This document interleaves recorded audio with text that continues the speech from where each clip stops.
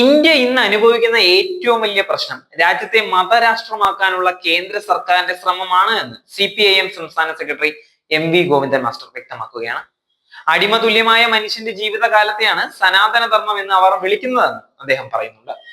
കേന്ദ്ര ബജറ്റിൽ കേരളത്തെ പൂർണ്ണമായും അവഗണിച്ചുവെന്നും കേരളം നവംബർ 1 അതിദാരിദ്ര്യർ ഇല്ലാത്ത ഇന്ത്യയിലെ ആദ്യ സംസ്ഥാനമായി മാറുമെന്നും MV ഗോവിന്ദൻ മാസ്റ്റർ പറയുകയാണ്. അപ്പോഴാണ് ജോർജ് കുര്യൻ പറയുന്നത് പട്ടിണിയാണെന്ന് പറഞ്ഞാൽ മാത്രമേ കേന്ദ്രം പണം തരൂ എന്നുള്ളത്. കേന്ദ്രം കേരളത്തിന് പണം തരില്ല എന്നാണ് അതിന്റെ അർത്ഥമെന്നും അദ്ദേഹം വ്യക്തമാക്കുന്നുണ്ട്. ഗവൺമെന്റിന്റെ കാലാവധി തീരും മുമ്പ് 20 ലക്ഷം ആളുകൾക്ക് ജോലി ഉറപ്പ് വരുത്തുമെന്നും ഗോവിന്ദൻ മാസ്റ്റർ വ്യക്തമാക്കിയ കാര്യമാണ്. LDF സർക്കാർ ഉറപ്പുകൾ പാലിക്കുമെന്നും ഗോവിന്ദൻ മാസ്റ്റർ കൂട്ടിച്ചേർക്കുകയാണ്.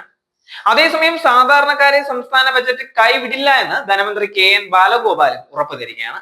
ക്ഷേമ പ്രവർത്തനങ്ങൾക്ക് ബജറ്റ് ഊന്നൽ നൽകുമെന്നും വികസന പ്രവർത്തനങ്ങൾക്ക് പ്രത്യേക നീക്കിയിരിപ്പ് ഉണ്ടാകുമെന്നും ബാലഗോപാൽ പറയുന്നുണ്ട്. വിഴിഞ്ഞം തുറമുഖത്തിന് പ്രത്യേക പരിഗണനയും കൂടുതൽ മൂലധന നിക്ഷേപവും ബജറ്റിൽ ഉണ്ടാകും. കേന്ദ്ര നിലപാട് എന്ന വെല്ലുവിളിയെ അതിജീവിക്കുന്നതാകും സംസ്ഥാന ബജറ്റ് എന്നും ധനമന്ത്രി KN ബാലഗോപാൽ വ്യക്തമാക്കിയ കാര്യമാണ്. കേന്ദ്ര ബജറ്റിൽ കേരളത്തെ പൂർണ്ണമായും അവഗണിച്ചത് വലിയ വെല്ലുവിളി സൃഷ്ടിച്ചിരിക്കുന്ന ഘട്ടത്തിലാണ് സർക്കാർ സംസ്ഥാന ബജറ്റ് അവതരിപ്പിക്കാൻ പോകുന്നത്.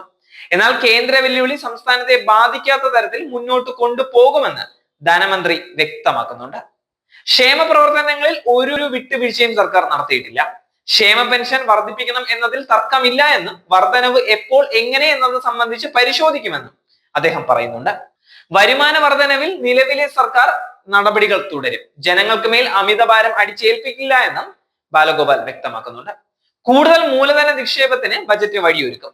നെല്ല്, റബ്ബർ എന്നിവയ്ക്ക് ബജറ്റ് പ്രത്യേക പരിഗണന നൽകും. മനുഷ്യ വന്യജീവി സംഘർഷത്തിൽ നിയമനിർമ്മാണത്തിന് വേണ്ടി സജീവ ഇടപെടൽ നടത്തുമെന്നും മന്ത്രി വ്യക്തമാക്കിയിട്ടുണ്ട്.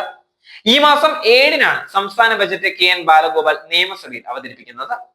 അതേസമയം അങ്കണവാടിയിൽ ഉപ്പുമാവിന് പകരം ബിരിയാണിയും പൊരിച്ച കോഴിയും വേണമെന്ന ആവശ്യവുമായി എത്തിയ കുഞ്ഞിന്റെ വീഡിയോയിൽ ഇടപെടുകയാണ് ആരോഗ്യ വകുപ്പ് മന്ത്രി വീണ ജോർജ്. ശംഖുവിന്റെ ആവശ്യം പരിഗണിച്ചുകൊണ്ട് അങ്കണവാടിയിലെ ഭക്ഷണ മെനു പരിഷ്കരിക്കുമെന്നാണ് മന്ത്രി വീണ ജോർജ് വ്യക്തമാക്കിയത്.